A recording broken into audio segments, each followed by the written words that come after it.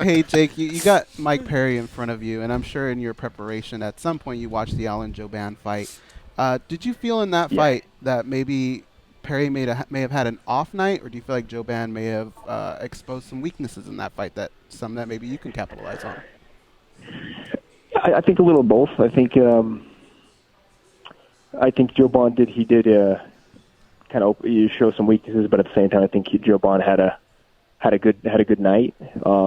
There's a blueprint really to beat anybody. I think there's definitely a schematic that Joe Bond played well into, but and he's not an easy guy to fight either. But I think with Perry, he's a pretty straightforward guy, and I would say he's a little bit more predictable, a little bit easier to figure out than most of these guys. When you look at Jake Ellenberger's, who he's fought in the welterweight division, it's arguably top five, in my opinion, top three as far as guys who have had the toughest road. So with everything you've seen, Jake, when you look at a guy like Mike Perry, you can't say game plan, but I want to know what's Jake Ellenberger's attitude of now when you're breaking down a guy like Mike Perry. That's a good question. It's funny. I see Mike Perry. I see a lot of just that young hungry kid. But definitely has a lot of.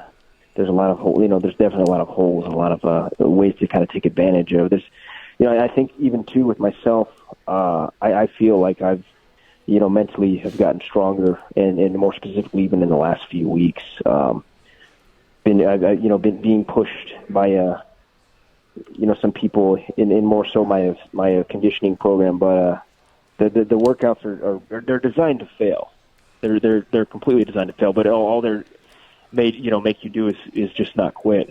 And for me, it's always the fight with yourself is always bigger than the fight with your opponent, I think. And Mike Perry, yeah, sure, he's talented. He believes in himself. I mean, I don't think there's a guy in the UFC that you couldn't say that about. But for me, I view myself differently, more importantly, than I view him. So I would hold myself to a higher standard, and I do think there's something to say about experience. So for me, I see a lot of I see a lot of that. When his a little younger kid coming up and seeing the lights, and I can relate to how he's probably going to feel. But Right. That being said, there's a lot of vulnerability there. A lot of vulnerability, but you don't really know that when you're in the moment.